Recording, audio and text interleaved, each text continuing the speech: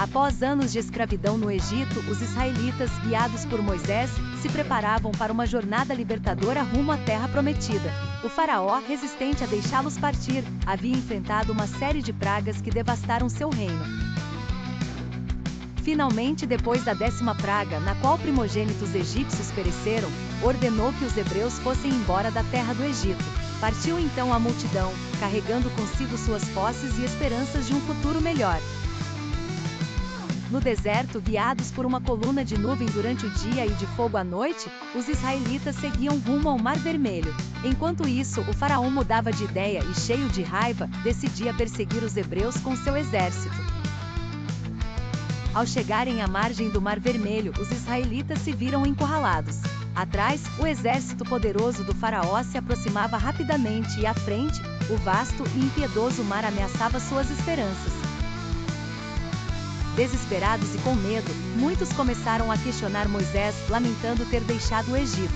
Moisés, porém, com confiança inabalável, ergueu seu cajado sobre o mar e, por um milagre, as águas se dividiram. Revelando um caminho seco através do leito do mar, Moisés convocou a coragem do povo e conduziu os israelitas por entre as paredes de água eretas, que se erguiam como muralhas ao seu lado. O vento soprou forte, mas o caminho estava seguro. Surgiu o alvorecer, e os hebreus completaram a travessia do mar.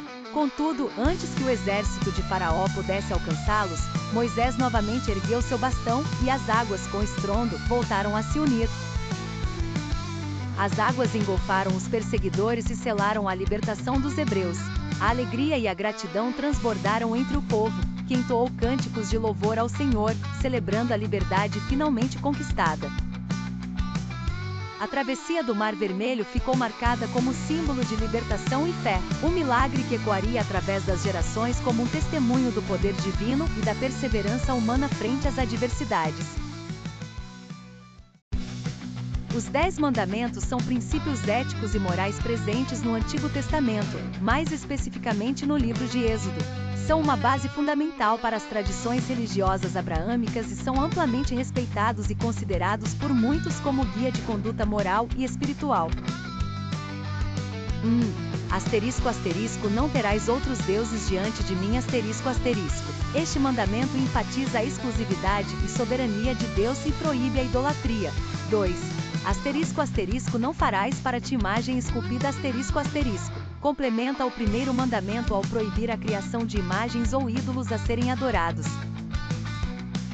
3. Não tomarás o nome do Senhor teu Deus em vão. Este mandamento insiste que o nome de Deus deve ser usado com reverência e respeito, proibindo o uso irreverente ou o juramento falso. 4. Lembra-te do sábado para o santificar. Designa o sábado como um dia de descanso e culto, uma pausa semanal para adoração e reflexão espiritual. 5. Honra teu pai e tua mãe.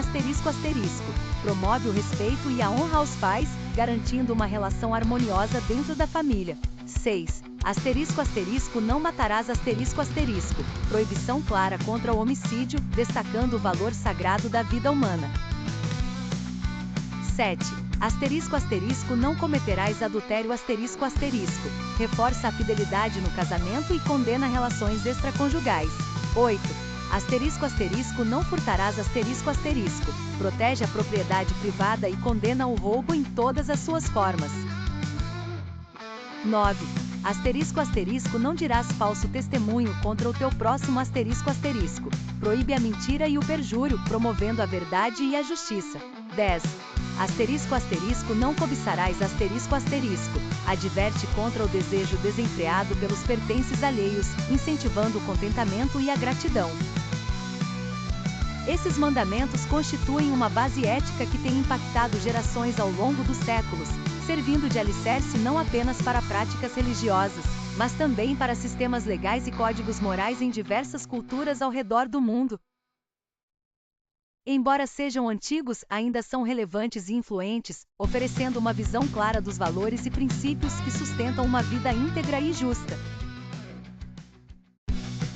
Jezabel, a rainha de Israel, é uma das figuras mais intrigantes e polêmicas do Antigo Testamento. Originária de Tiro, ela era filha do rei Etaal e trouxe consigo para Israel um fervoroso culto a Baal, um deus estrangeiro. Sua união com Acabe, o rei de Israel, foi tanto um movimento político quanto religioso. Jezabel não era apenas uma consorte, ela se tornou uma forte peça de influência no reino, levando Acabe a distanciar-se do Deus de Israel. Ao consolidar seu poder, Jezabel promoveu o culto a Baal e Axera, construindo um templo majestoso em Samaria e recrutando um exército de profetas. Sua devoção a esses deuses estrangeiros logo a colocou em rota de colisão com os profetas de Israel. Dentre eles, o mais notável foi Elias, que emergiu como seu maior adversário. Em resposta à idolatria que dominava o reino, Elias declarou que uma seca assolaria a terra até que o povo voltasse ao seu verdadeiro Deus. Este desafio direto enfureceu Jezabel, que jurou caçá-lo até o fim. A tensão culminou no Monte Carmelo, onde Elias confrontou os profetas de Baal em um desafio público para provar qual Deus era o verdadeiro. O triunfo de Elias solidificou sua posição, mas também aumentou a ira de Jezabel, que prometeu vingança. No entanto, o declínio de sua influência tornou-se inevitável após a morte de Acabe em batalha. Sozinha e sem o apoio do marido, Jezabel encontrou seu fim nas mãos de Jeú, um comandante militar ungido para remover a corrupção da dinastia de Acabe. Ela foi lançada da janela de seu palácio, uma morte infame que selou seu destino. Apesar de sua queda, Jezabel deixou um legado duradouro nas Escrituras. Seu nome tornou-se sinônimo de corrupção e infidelidade, lembrando a posteridade dos perigos de desviar-se do caminho da retidão. A história de Jezabel é, em muitos aspectos, uma advertência sobre a influência perniciosa da liderança moral e a busca cega pelo poder, alertando para a importância de permanecer fiel ao próprio Deus e aos valores fundamentais. A história do Egito é um fascinante mosaico de dinastias, construções espetaculares e transformações culturais que se estende por mais de 5.000 anos. Ao longo desse período, o Egito testemunhou o florescimento de uma civilização única que deixou um legado duradouro no mundo. Desde o período pré-dinástico, com suas comunidades neolíticas emergentes às margens do Nilo, até o período moderno, quando o Egito se tornou uma nação independente, cada era da história egípcia trouxe mudanças significativas. Durante o período pré-dinástico, pequenas comunidades começaram a se organizar em reinos primitivos, aproveitando a fértil planície do Nilo para desenvolver a agricultura e a pecuária. Essa base econômica sólida permitiu o surgimento de uma sociedade complexa que, por volta de 3100 a.C., seria unificada sob o reinado do lendário faraó Menés.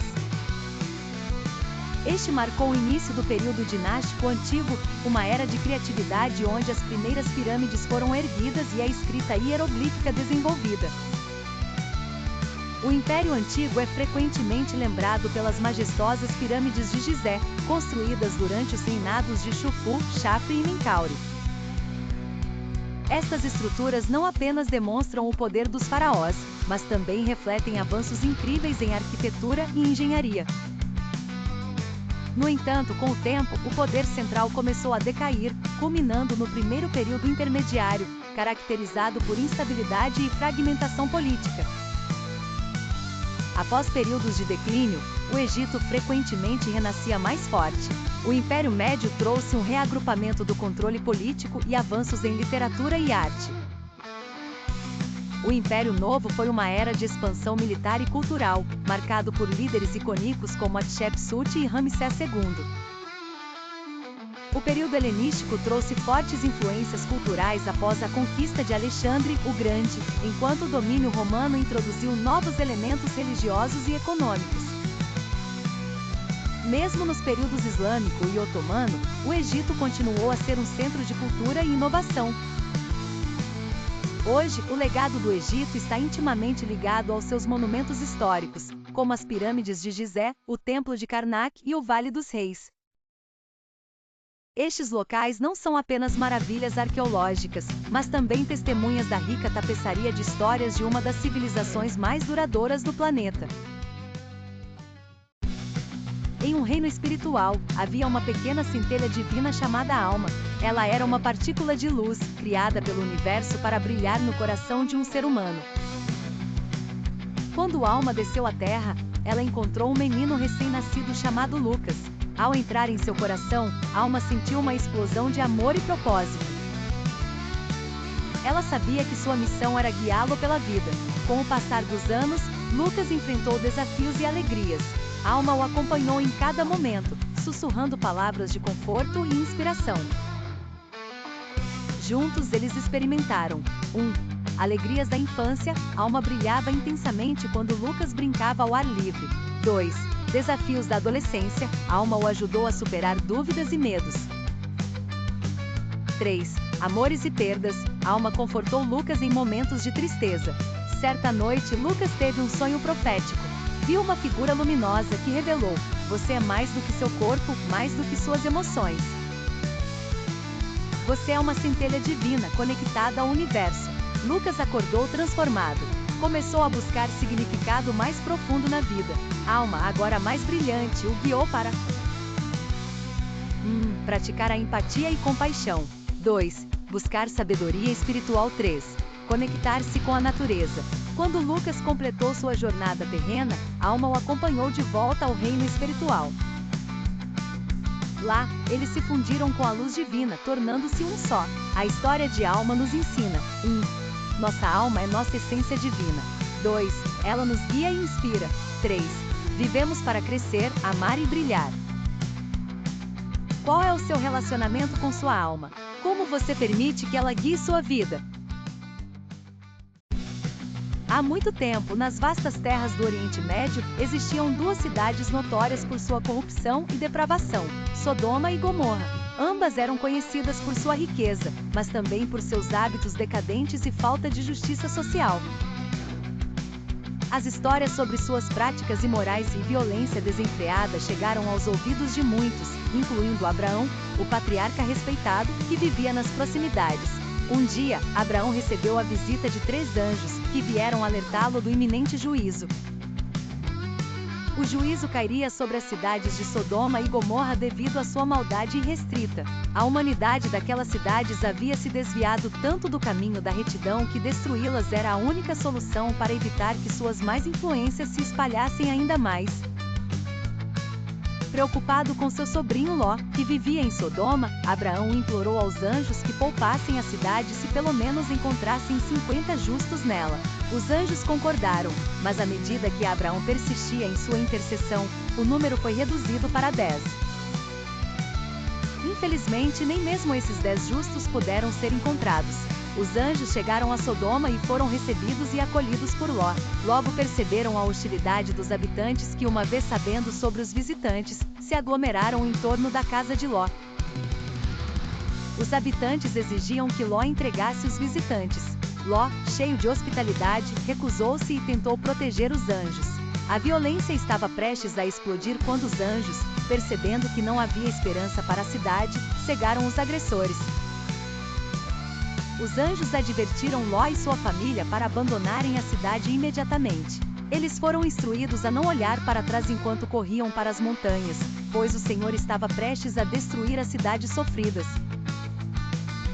Com relutância, Ló, sua esposa e suas filhas fugiram. Atrás deles, a fúria divina desceu dos céus em forma de fogo e enxofre, devastando completamente Sodoma e Gomorra.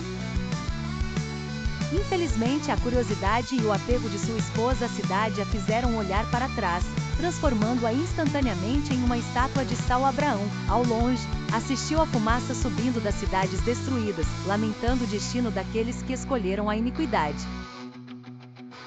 Essa história serve como um lembrete atemporal dos perigos da corrupção desenfreada e do poder renovador da justiça divina, ficando marcada para sempre como um dos episódios mais sombrios das Escrituras antigas.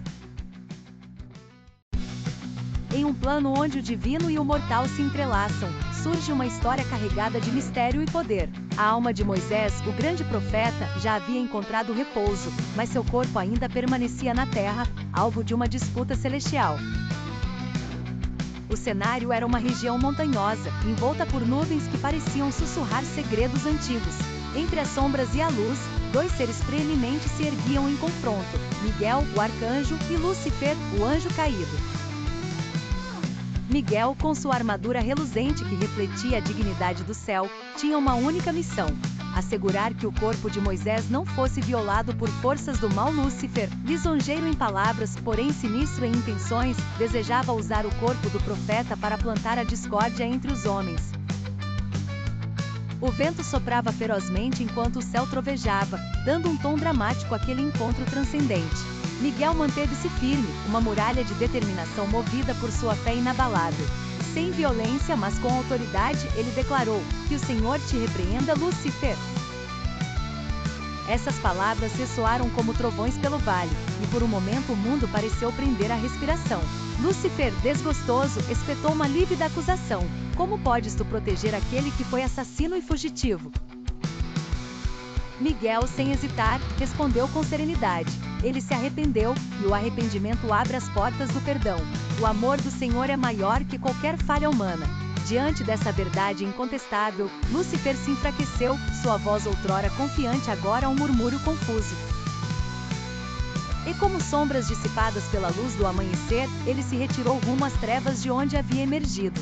O vale, testemunha muda daquele diálogo transcendental, agora repousava em silêncio. Miguel, ao contemplar a paz restaurada, fechou os olhos em oração pelo grande líder adormecido, cujo exemplo ecoaria através das eras. O corpo de Moisés, guardado pela justiça divina, foi protegido na eternidade, selando para sempre a aliança entre o céu e a terra. Assim, uma batalha não de força bruta, mas de palavras e fé, marcou para sempre o destino não apenas de Moisés, mas de toda a humanidade. E nos céus, brilhou uma luz ainda mais intensa, refletindo a bondade e a redenção que o ser humano pode alcançar. A história do Natal é sobre o nascimento de Jesus, filho de Maria e José. Maria recebeu uma visita do anjo Gabriel, que anunciou a chegada de Jesus. José, seu noivo, foi tranquilizado por um sonho, aceitando Maria e o filho. O casal partiu para Belém conforme o decreto de recenseamento do imperador romano. Sem lugar na hospedaria, eles se abrigaram em um estábulo humilde. Jesus nasceu em uma manjedoura, simbolizando humildade e simplicidade. Pastores nas redondezas foram avisados por anjos sobre o nascimento. Os anjos cantaram: "Glória a Deus nas alturas, paz na terra aos homens." Guiados por uma estrela, 3 reis magos visitaram Belém com presentes. Ouro, incenso e mirra foram oferecidos pelos magos ao menino Jesus. A visita dos sábios representou a realeza e importância de Jesus para o mundo. Herodes, rei na época, viu Jesus como uma ameaça e tentou matá-lo.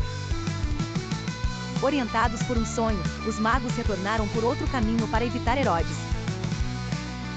Jesus, Maria e José fugiram para o Egito, permanecendo seguros de Herodes. Após a morte de Herodes, a família retornou para Nazaré, onde Jesus cresceu. O Natal simboliza amor, esperança e renovação para cristãos ao redor do mundo. Num tempo imemorial, a terra estava tomada pela corrupção e maldade dos homens. Deus, ao contemplar essa decadência, decidiu purificar o mundo através de um cataclismo, um grande dilúvio que reiniciaria a criação. No entanto, ele encontrou em Noé um homem justo e honesto, digno de salvar-se para semear uma nova era na terra. Deus instruiu Noé a construir uma gigantesca arca, uma embarcação de madeira capaz de resistir às águas revoltosas. Com mãos trêmulas mas determinação férrea, Noé e sua família dedicaram-se à execução dessa extraordinária tarefa. A construção da arca não foi isenta de desafios. A incredulidade e zombaria dos vizinhos eram constantes, tornando a obra ainda mais árdua. Contudo, a fé inabalável de Noé guiou suas mãos e susteve seu espírito. Após anos de empenho, a arca finalmente estava pronta. Deus então instruiu Noé a reunir pares de cada espécie animal, garantindo assim que a biodiversidade da terra renascesse após o dilúvio. Animais de todas as cores e tamanhos começavam a se aproximar da arca, atraídos por uma força misteriosa, como se a própria natureza obedecesse à ordem divina. Com a arca carregada de vida e esperança, o dilúvio começou. Caía uma chuva intensa e incessante sobre a terra. As águas dos mares e rios enfureceram-se, inundando terras e engolindo montanhas. O mundo estava submerso sob um véu de águas turbulentas. Noé, sua família e os animais, porém, permaneciam seguros dentro da arca, à deriva nesse novo e vasto oceano. Os dias transformaram-se em semanas, e semanas em meses. Lentamente as chuvas cessaram e as águas começaram a recuar. Depois de 150 dias, a arca repousou sobre as montanhas de Ararat. Ainda no meio de um mundo desolado, Noé enviou uma pomba para buscar sinais de terra seca. No regresso, ela trazia um ramo de oliveira no bico, o que trouxe esperança para todos a bordo. Finalmente, quando a terra tornou-se habitável novamente, Noé, sua família e os animais saíram da arca. Um arco-íris surgiu no céu, símbolo da promessa divina de nunca mais inundar a terra daquela maneira. Assim se iniciava uma nova era, uma renovação esperançosa da vida, com a promessa de uma humanidade mais justa e compassiva à luz da experiência dolorosa do dilúvio. Em uma noite escura e silenciosa, Jacó estava sozinho às margens de um rio, cheio de pensamentos inquietantes. Ele estava prestes a se encontrar com seu irmão Esaú, com quem tivera um profundo desentendimento anos antes. Com o coração pesado, Jacó sabia que precisava encontrar uma forma de fazer as pazes e garantir a segurança de sua família. Enquanto refletia, uma figura misteriosa se aproximou, iluminada apenas pela luz da lua. Não estava claro para Jacó quem era aquele estranho, mas algo nele despertou um misto de medo e coragem. De repente, sem uma palavra, a figura atacou Jacó. Os dois começaram uma luta feroz que durou horas. Rolando no chão, caindo na água do rio, com Jacó usando todas as suas forças para resistir. Os minutos passavam lentos, transformando-se em horas, mas Jacó não cedia. Havia um fogo em seus olhos, uma determinação além da capacidade humana. Ele percebeu que esta não era uma batalha comum, era uma luta pela sua vida, pela sua alma. O adversário, embora poderoso, parecia também estar testando Jacó, tirando dele tudo de mais profundo. Quando o amanhecer começou a despontar no horizonte, a figura finalmente falou: "Deixe-me ir, pois a aurora está subindo." Contudo, Jacó, esgotado mas inabalado, respondeu com firmeza: "Não te deixarei ir se não me abençoares." Havia algo em seu coração que sabia que esse era um momento de transformação. Com um toque, a figura machucou a coxa de Jacó, mas mesmo assim, ele não soltou. Foi então que a figura reconheceu a força e a perseverança de Jacó, oferecendo-lhe a bênção que ele tanto desejava: "Teu nome não será mais Jacó, mas Israel, porque lutaste com Deus e com os homens e prevaleceste." Assim, com a nova identidade e uma bênção que ressoaria por gerações, Jacó estava pronto para enfrentar seu destino e reconciliar-se com seu irmão. Naquele encontro à beira do rio, algo profundo mudará para sempre, e o que começara como uma luta acabou se tornando um cântico de fé e transformação. Em uma aldeia antiga vivia Sansão, um homem de força descomunal que era reverenciado por seu poder e temido por seus inimigos. Sua força era lendária, e diziam que vinha dos longos cabelos que ele jamais cortara. Sansão liderava seu povo com coragem e fé, cumprindo sua missão de proteger a terra de seus ancestrais. No entanto, com grande força vinham grandes desafios, e o maior deles surgiu sob a forma de uma mulher. Dalila era uma mulher de extraordinária beleza e sagacidade, capaz de encantar qualquer um com seu olhar profundo e suas palavras doces. Os filisteus, inimigos mortais do povo de Sansão, enxergaram em Dalila a oportunidade perfeita para enfraquecer seu maior rival. Eles a abordaram com uma oferta irrecusável: descobrir o segredo da força de Sansão em troca de uma vultosa quantia em prata. Movida tanto pela tentação do ouro quanto por um genuíno interesse por Sansão, Dalila aceitou a missão. Se aproximou dele e, com o passar dos dias, Sansão se viu cada vez mais envolto em seu carinho e afeto, abaixando lentamente suas defesas. Dalila, estratégica, aguardou o momento certo para perguntar sobre o segredo de sua força. Após várias tentativas sutis e até algumas mentirinhas que Sansão lhe contará para testar suas intenções, ela finalmente conseguiu arrancar a verdade de seus lábios: "Minha força está nos meus cabelos. Se forem cortados, eu me tornarei tão fraco quanto qualquer outro homem", ele confessou. Naquela mesma noite, enquanto Sansão dormia profundamente, Dalila ordenou que um servo cortasse suas longas madeixas. Ao acordar, ele se viu impotente, capturado pelos filisteus, traído pela mulher que ele amava. Dalila, por sua vez, recebeu sua recompensa, mas perdeu o coração de Sansão para sempre.